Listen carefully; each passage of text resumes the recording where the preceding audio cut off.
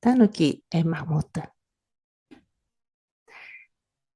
Est-ce que vous connaissez un animal qui s'appelle tanuki? Alors, c'est celui-là. Alors, et à l'origine, on le trouve normalement uniquement extrême-orient, comme le Japon, mais depuis à peu près 100 ans, les Russes ont commencé à domestiquer ben, pour avoir les fourrures. Voilà, donc elles se sont propagées en Europe. Donc, depuis environ 1990, il est aussi en France. Il y a plusieurs cas qui étaient trouvés. Mais bon, et son nom en français, on peut l'appeler tanuki comme japonais, mais aussi appelé chien vivant. Ben, pour les Français, peut-être, alors c'est comme un mélange de chien et raton laveur, quoi. Moi, je trouve qu'il est mignon, ben, mais bon, c'est pas comme vous pensez. Et, et bon, mais par contre, en France, malheureusement, c'est comme si c'est un animal exotique. Et puis, on peut dire, voilà, ça peut être porteur de maladies comme, comme la rage. Donc, bon, c'est plutôt une nuisance. Bon, moi, je me sens un peu triste. Et Tanuki au Japon, alors, c'est tellement familier. Ça existe depuis longtemps. Et puis, voilà, c'est, il est souvent là, comme dans les contes de fées, tout ça. Alors, par contre, alors, comme si c'est tellement familier, on le voit pas trop dans les eaux, ben, cet animal. Alors, on trouve, je pense que facilement à la campagne, mais comme les gens qui vivent dans la ville, comme moi, alors c'est tellement rare de le voir, ben, comme on ne voit pas trop dans les eaux. Et tanuki, alors on écrit en hiragana comme ça, alors tanuki. Et puis, si c'est katakana, aussi c'est bien sûr, c'est tanuki. Et en kanji, c'est celui-là. Et cette partie, alors, ça présente comme un animal. Et celui-là, alors, on dit sato, ça veut dire c'est village natal. Donc, vous voyez, comme si c'est un animal familier qui vit dans les villages natals.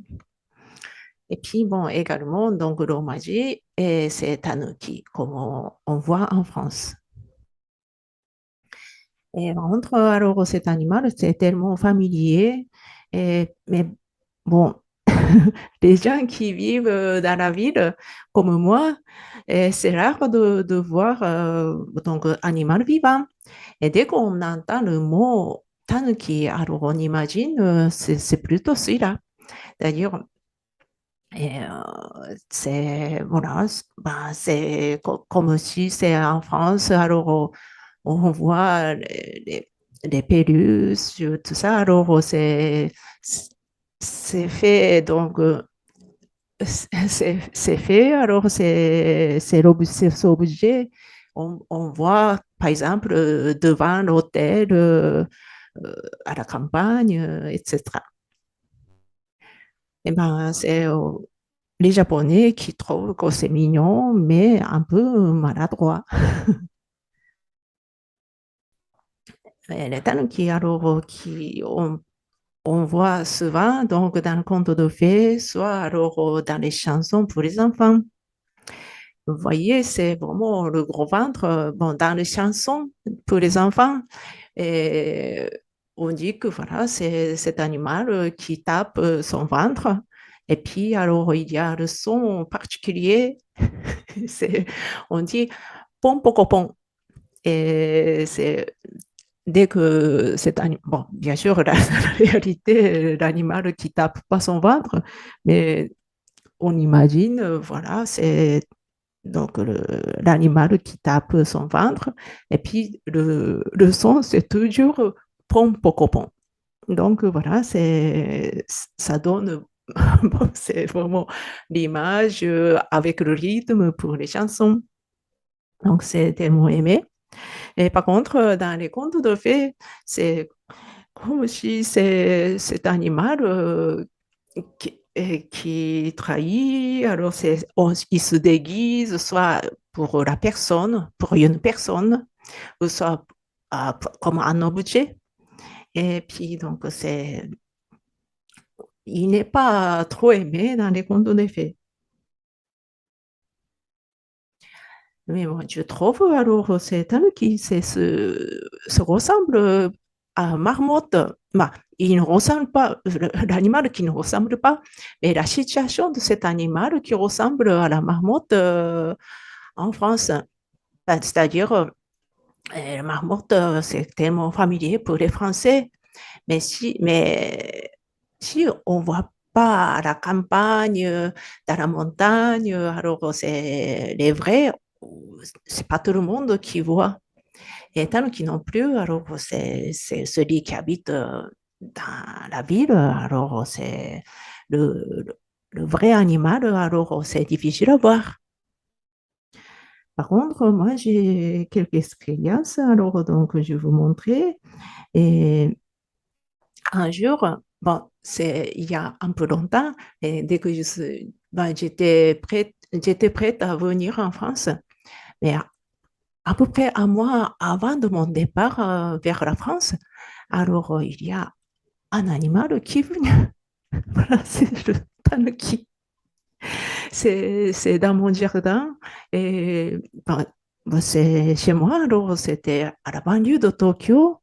Et puis voilà, surtout, c'est pas à la montagne, c'était dans le quartier résidentiel. Donc, c'est tellement rare de voir cet animal. Bon, il est beaucoup plus pauvre que celui à la campagne. Mais il avait sûrement faim. Et puis, voilà, il a cherché à manger. Mais dès qu'il est venu, bon, il est venu comme ça. Alors, c'est un jour.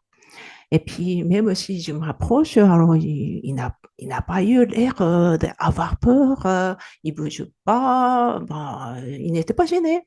Donc, j'ai eu la facilité de prendre des photos. Voilà, donc j'ai pris, il ne bougeait pas, comme si il m'attend d'être photographié.